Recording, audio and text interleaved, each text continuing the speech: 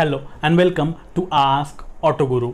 हमेशा की तरह 100% प्रैक्टिकलिटी पर बेस्ड एक नए वीडियो में आप सबका स्वागत है।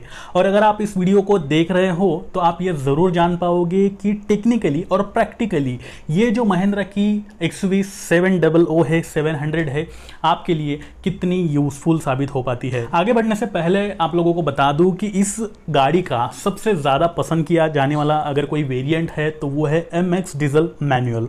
और अगर इसी पर्टिकुलर वेरिएंट की मैं बात करूं तो इसमें आपको 2 लीटर का यानी कि 2198 2198 सीसी का turbocharge 4 cylinder M Stanley FWD यानी फ्रंट व्हील ड्राइव जो BS6 इंजन है वो मिल रहा है। मैक्स पावर ये 152.87 bhp की जनरेट करता है एट द रेट 3750 RPM पर, और मैक्स टॉर्क ये जनरेट करता है 360 Nm का at the rate 1500 to 2800 RPM पर।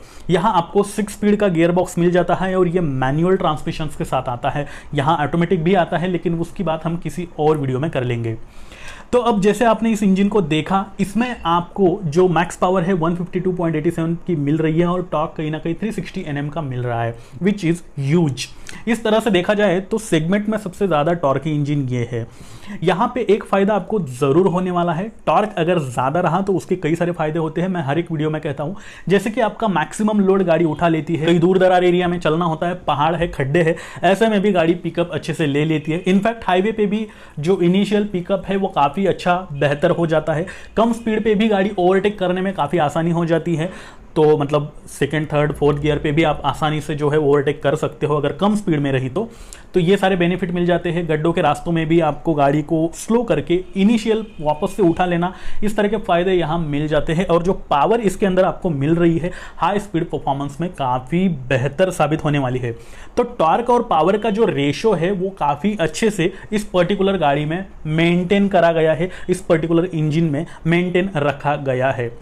आगे बढ़ के अगर बात कर ली जाए इसके सेफ्टी की या फिर बिल्ड क्वालिटी की, तो देखो यहाँ पे एक चीज़ का जो है फील हुआ है जैसे भी आप गाड़ी देखोगे। ओवरऑल इस गाड़ी में जो बाहर से एक्सटीरियर से जो मटेरियल लगाया गया है, कुछ हद तक फैब्रिक मटेरियल का यूज़ करा गया है, कुछ हद तक स्टील आयरन मटेरियल का यूज़ करा गया है।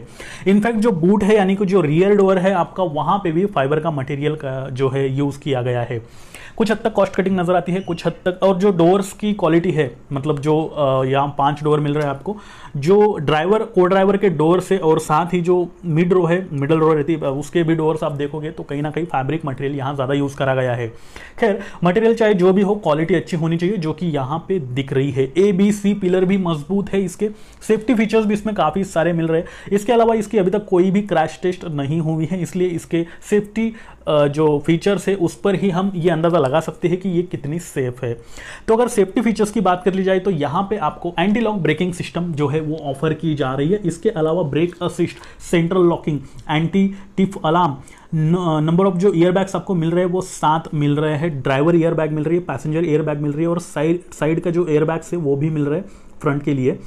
इसके अलावा day and night rear view mirror मिल रहा है। मैं पर्टिकुलर इसी वेरिएंट की बात कर रहा हूँ, आप इसी में ये फीचर्स जो है एज्यूम कर सकते हो, मिल जाएंगे मतलब आपको।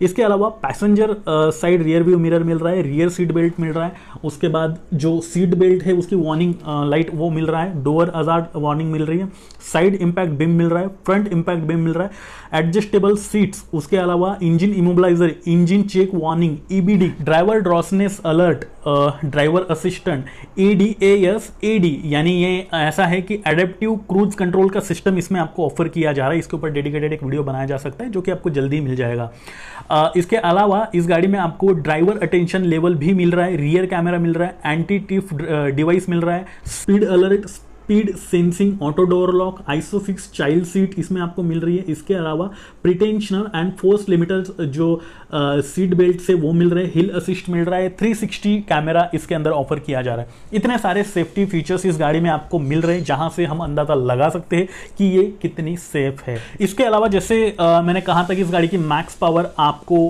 152.87 bhp की मिल रही है। और अगर मैं इसके कर्व वेट की बात करूं तो कर्व वेट, बूट स्पेस जैसी कुछ चीज़ें हैं, ग्राउंड क्लियरेंस ऐसी कुछ चीज़ें हैं जो अभी तक रिवील नहीं हो पाई है, लेकिन एक अंदाज़ा अगर लगाया जाए देखा जाए इस तरह की गाड़ियों का जो कर्व वेट होता है लगभग 1800 से लेकर 2000 के बीच में ही होता है। मान लो यहाँ पे इतना ही होता है, इससे ज़्यादा फर्क नहीं पड़ता है। मान लो यहाँ पे आपको 2000 यानी 2000 kg का अप्रॉक्स जो है कर्व वेट मिल रहा है, और जैसे पावर मैंने कही थी 152.87 bhp की मिल रही है। इस हिसाब से अगर इसका पावर टू वेट रेशो का कैलकुलेशन कर लिया जाए तो वो निकल करके आता है 76.435 bhp पर ton. Power to weight ratio ये वो चीज होती है जो गाड़ी के अंदर जितनी ज्यादा रही उतनी अच्छी मानी जाती है, क्योंकि इसके लिए इनिशियल पिकअप बेहतर हो जाता है। इसके साथ साथ पावर जो है आपकी, यानी कि गाड़ी हाईवे पे कितनी अच्छी चलती है, चिपक कर चलती है, तरह तरह का जो बेनिफिट है वो इस पावर टू वेट रेशो से मिल जाता है। गाड़ी में पूरे बंदे बैठे हैं, 7 सीट 5 सीट जो भी है, उसके बाद बूट भी भरा है, कुछ वेट है गाड़ी के अंदर, तब भी इनिशियल पिकअप बेहतर हो जाता है इस तरह के रेशो से। तो पावर टू वेट रेशो मैं कहूँगा सेगमेंट में आने वाली बाकी गाड़ियों के मुकाबले इस गाड़ी में अच्छा मैनेज करा गया है। कर्व वेट जैसे मैंने कहा था, अगर मान लो फ्यूचर में इसका कर्व वेट रिवील हो जाता है 2000 kg रहता है तो डेफिनेटली ये अच्छी चीज़ है। ज़्यादा कर्व वेट मतलब गाड़ी हाईवे पे ज़्यादा स्टेबल चलती है, पावर भी उतनी होनी चाहिए, अदरवाइज ज़्यादा कर्व वेट है और सिर्फ कर्व वेट ही ज़्यादा है तो फिर उसका मतलब नहीं बनता है, इसलिए पावर टू वेट रेशो का कैलकुलेशन किया जाता है। तो जिस हिसाब से इसका कर्व वेट मिल रहा है हाईवे पे काफ़ी अच्छी स्टेबल चलेगी 130, 140, 150 किलोमीटर पर हावर के स्पीड पर भी। लेकिन एक डिसएडवांटेज और भी आ जाता है कि अगर ज़्यादा कर्व वेट रहा तो फिर ब्रेकिंग्स में इशू आते हैं, क्योंकि गाड़ी जब स्पीड में होती है, वजन है भाई और स्पीड में भी है, तब ब्रेक इनिशियल पैनिक सिचुएशन में जो हम ब्रेक लगाते हैं वहाँ पे कहीं ना कहीं वो इतनी अच्छी नहीं रुक पाएगी। वैसे इसमें आपको ब्रेकिंग भी अच्छी मिल ही रही है, तो यहाँ पे भी किसी भी तरह का कोई इशू आपको नहीं जो है मिलने वाला है। इस गाड़ी का जो ओवरऑल व्हील बेस है वो 2750 mm मिल रहा है। ये मैंने इसलिए बताया क्योंकि व्हील बेस के आधार पर टर्निंग रेडियस देखा जाता है, जो कि ठीक ठाक है, क्योंकि ये गाड़ी भी बड़ी है, आपको से एक्सयूवी है, तो इसमें आपको टर्निंग रेडियस में कहूँगा इतना अच्छा तो नहीं देखने को मिलेगा, लेकिन हाईवेज पे आपको ये काफ़ी अच्छा जो है स्टेबल जो चलने में हेल्प करेगी, क्योंकि व्हील्स दूर दूर रहे, व्हील बेस ज़्यादा रहा तो आपको से सेंटर ऑफ ग्रेविटी जो है वेट काफ़ी अच्छा बनाकर चलेगी, रोड पर चिपक कर चलेगी, जिसमें कोई दो राय नहीं है। ग्राउंड क्लियरेंस का मैंने जैसे कहा अभी तक कुछ खुलासा नहीं हुआ है, लेकिन लगभग 200 mm के आसपास मेरे हिसाब से होना चाहिए। तो अगर ऐसा है तो डेफिनेटली ऑफ रोडिंग भी आप इस पर अच्छा खासा कर पाओगे। इस गाड़ी में आपको R17 जो व्हील है वो मिल जाते हैं 235/65 सेक्शन के यहाँ टायर्स आपको मिल रहे हैं। टायर्स भी अच्छे खासे हैं, ब्रॉड है, जो गाड़ी का वेट पूरा अच्छे से संभाल लेंगे। हाई स्पीड पर भी आपको कॉर्नरिंग करने में भी, बारिश के दिन है, पैनिक सिचुएशन में ब्रेकिंग के वक्त भी दिक्कतें नहीं देंगे, तो इस तरह के यहाँ ब्रेक्स आपको मिल रहे हैं। तो ये चीज़ें हैं, और जो टायर्स है वो रेडियल के ट्यूबलेस टायर्स आपको मिल रहे हैं। इस गाड़ी का ओवरऑल जो फ्यूल टैंक है 60 लीटर का है, और माइलेज तो कुछ और ही क्लेम किया जा रहा है कंपनी की ओर से, लेकिन रियल लाइफ में इस तरह की गाड़ियाँ लगभग 10 से 12 या फिर 13 का जो माइलेज है वो KMPL के हिसाब से दे देती है। तो यही कुछ है, माइलेज आपके ऊपर डिपेंड करता है, आप किस तरह से गाड़ी को रन करते हो, चलाते हो, तरह तरह की बातें होती है। इसके अलावा यहाँ जो सीट्स आपको मिल रही है, सबसे इंपॉर्टेंट पार्ट तो वही होता है, गाड़ी चाहे कोई भी हो कितनी कंफर्टेबल है। तो ये 5 सीटर कार है, वैसे 7 सीटर भी आता है इसमें ऑप्शन। तो यहाँ पे जो सीट्स है वो एडजस्टेबल है, जो रियर सीट है वो पूरी फोल्ड हो जाती है, जिसको आप बूट बड़ा कर सकते हो जिसके अंदर। इसके बाद 6 वे एडजस्टेबल सीट्स आपको इसके अंदर मिल रही है, ड्राइवर के लिए, को ड्राइवर के लिए भी आगे पीछे आप सीट जो है वो कर सकते हो। इसकी अगर हाइट की बात कर ली जाए ओवरऑल गाड़ी की, तो वो 1755 mm का अप्रॉक्स जो है वो मिल रहा है। इससे आपका हेडरूम का भी पता चल जाता है। सीट की हाइट इतने ज़्यादा तो है नहीं, लेकिन ठीक ठाक है, मैं कहूँगा जो 5.5 फीट 5.6 फीट तक बंदों के लिए ओके है, जैसे इमेजेस में आप देख रहे हो। हेडरूम ड्राइवर के लिए ओके है, को ड्राइवर के लिए भी अच्छी है। बीच में जो रो है यानी कि सेकेंड रो, वहाँ पर भी आपको अच्छा खासा हेडरूम मिल जाता है। जो 7 सीटर वेरिएंट आ रहा है उसके पीछे ना हेडरूम आपको अच्छा मिलता है, और मतलब लास्ट रो में, और फिर ना ही आपको बूट स्पेस इतना ज़्यादा मिल पाता है, और ना ही आपका जो लेग रूम है वो इतना अच्छा मिल पाता है। लेकिन ड्राइवर के साइड को ड्राइवर और जो आपका पीछे वाली मिड रो है, सेकंड रो, उसमें अच्छा खासा स्पेस मिल जाता है। वो इस बात से अंदाज़ा लगाया जा सकता है कि जैसे कि लेंथ आप गाड़ी की देख रहे हो वो है 4695 mm की, और फिर बूट यहाँ पे अभी तक रिवील नहीं किया हुआ है, तो उसके बारे में कुछ बता नहीं सकते, जिससे कैबिन स्पेस का भी अंदाज़ा आपको लग जाता है। कैबिन काफ़ी अच्छी यहाँ पे प्रोवाइड की गई है, अट्रैक्टिव लुक है, एक लग्जरियस कार आप चला रहे हो इस तरह का कुछ फील जो है वो आता है। 5 सीटर कार में आपको कैबिन स्पेस काफ़ी अच्छी देखने को मिल जाती है। इनफैक्ट थर्ड रो के जो मतलब बूट है वो भी अच्छा खासा मिल जाता है, लेकिन 7 सीटर में ये चीज़ें कहीं ना कहीं आपको मैं कहूँगा इतनी अच्छी नहीं दी रखी है इस पर्टिकुलर गाड़ी में। इसके अलावा ये मार्केट में आ ही रही है तो कुछ अपने आप में बेहतरीन फीचर्स भी लेकर के आ रही है। मैं पर्टिकुलर इसी वेरिएंट के अगर कंफर्ट एंड कन्वीनियंस के फीचर्स की बात करूं तो यहाँ पे आपको power steering, power window front end rear में मिल रहा है, एयर कंडीशन से हीटर्स भी इसके अंदर आपको मिल रहा है, एडजस्टेबल स्टीयरिंग आपको मिल रही है, automatic climate control with 2 zone, driver के लिए अलग, को ड्राइवर के लिए अलग, ऐसा कुछ मिल रहा है इसके अंदर।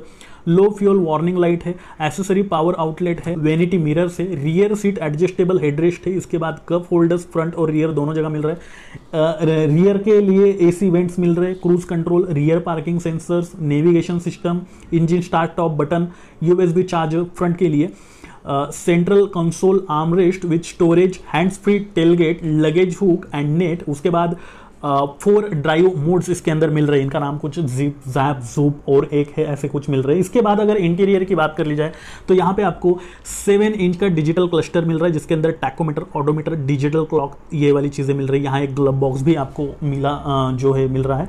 इसके बाद एक्सटीरियर में आपको फॉग लैंप्स जो है फ्रंट में मिल जाते हैं, power adjustable exterior rear view mirror, rear window wiper, rear window washer, rear spoiler, sun roof, moon roof, side stepper, outside rear view mirror, turn indicators, antenna, उसके बाद यहाँ पे chrome grills, chrome garnish, roof rail lighting, LED headlamps, LED DRL जिन्हें day time running light कहा जाता है, LED tail light, flush door handles, radio, number of speaker जो इसके अंदर आपको मिल रहे हैं वो 6 मिल रहे हैं आगे और पीछे यानी front end rear. Integrated 2D audio का जो फीचर है यहाँ मिल रहा है। उसके अलावा वायरलेस फ़ोन की चार्जिंग मिल रही है, यूएसबी एंड ऑक्सिलरी इनपुट मिल रहा है, ब्लूटूथ कनेक्टिविटी है, वाईफाई कनेक्टिविटी है, टच स्क्रीन 8 इंच कनेक्टिविटी, इसके अंदर आपको एंड्रॉयड ऑटो और एप्पल कारप्ले के जो फीचर्स है वो सपोर्ट करने वाले हैं। अब इन सभी फीचर्स के साथ साथ ये पूरी की पूरी जो गाड़ी है एक शोरूम के हिसाब से 12.49 लाख दिल्ली एक शोरूम की प्राइस है, ये मिलने वाली है।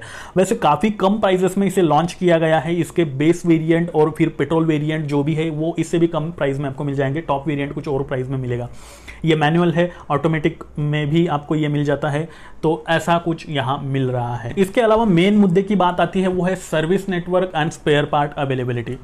तो देखो ऐसा है, महिंद्रा की गाड़ी है, अभी एक जस्ट न्यू कार है, इतने जल्दी तो इसके सर्विस जो स्पेयर पार्ट अवेलेबिलिटी है वो नहीं हो पाएंगे, लेकिन XUV 300, XUV 500 और कुछ और 2-3 कारें हैं जिनके कुछ ही स्पेयर पार्ट मैं कह रहा हूँ जुगाड़ करके कुछ ना कुछ करके आप अगर कहीं ऐसी जगह पे अटके हो जहां आपके लिए कोई भी मैकेनिक नहीं है, कोई जो है सर्विस सेंटर अवेलेबल नहीं है, तो ऐसी जगह पे आप किसी लोकल गैराज में जाकर के कुछ जो भी है मॉडिफाई करके इनके स्पेयर पार्ट जो है जुगाड़ करके लगा सकते हो। ये आपका कॉल रहेगा, वैसे मत लगाना, मैं तो सजेस्ट करूंगा, लेकिन अगर मुसीबत में हो तो फिर ये कुछ हो पाएगा। इसके अलावा इस पर्टिकुलर कार के XUV 700 के ज़्यादातर स्पेयर पार्ट अभी तक सर्कुलेट नहीं हुए हैं, गाड़ी भी आनी बाकी है अभी तक। तो जैसे जैसे ये गाड़ी पुरानी होती जाएगी स्पेयर पार्ट सर्कुलेट होते जाएंगे। वैसे महिंद्रा का सर्विस नेटवर्क काफ़ी स्ट्रांग है, बड़ा है, आपको सिटी एज वेल एज छोटी छोटी सिटीज़ में भी इसके जो सर्विस सेंटर्स है वो अवेलेबल हो जाएंगे, तो यहाँ पे आपको ज़्यादा परेशानी नहीं होने वाली है। इसके बाद बात करते हैं मोरल की। क्या इस गाड़ी को खरीदना आपके लिए बेहतर है या फिर किन लोगों के लिए इस गाड़ी को खरीदना बेहतर साबित होगा, या फिर इससे बेहतर कोई ऑप्शन है मार्केट में? तो कंपटीशन तो यार इस सेगमेंट में काफ़ी ज़्यादा है, जैसे टाटा है, कुशाक है, सफारी है, कुशाक है, हैरियर भी आती है, तो ये सब है। प्राइस कॉम्पिटिटिव है, इसलिए हाँ मैं कहूँगा आपके लिए ये ऑप्शन बेहतर है अगर आप कोई 5 सीटर कार देख रहे हो, क्रेटा या फिर बाकी जो भी है। हाँ, दूसरी चीज़, अगर आप कोई विदेशी ब्रांड नहीं खरीदना चाहते हो, देसी खरीदना चाहते हो, तो इससे बेहतर ऑप्शन शायद ना मिले। और बाकी फिर आपका कॉल रहेगा आपको किसके साथ जाना है। टाटा भी एक बेस्ट ऑप्शन है, प्राइस थोड़ा सा मैं कहूँगा इससे ज़्यादा है, बाकी ओवरऑल फीचर्स भी उसमें काफ़ी अच्छे हैं, जिसके ऊपर भी डेडिकेटेड वीडियो बना रखा है, आप जाकर मेरे चैनल पर देख सकते हो। अब अगर आप चाहते हो कि आपके कार और बाइक से रिलेटेड सभी तरह के सवालों के जवाब आपको एक ही चैनल पर अवेलेबल हो जाए, ऐसा आपको लगता है, तो ये चैनल सिर्फ आपके लिए है, इसे सब्सक्राइब करना ना भूलें। और साथ ही अगर अभी भी आपने मुझे इंस्टा, ट्विटर, फेसबुक पर फॉलो नहीं कर रखा है, तो वहाँ पर जाकर आप मुझे फॉलो करके आपकी दुविधाएं पूछ सकते हो, जिनकी लिंक मैंने नीचे डिस्क्रिप्शन में दे रखी है।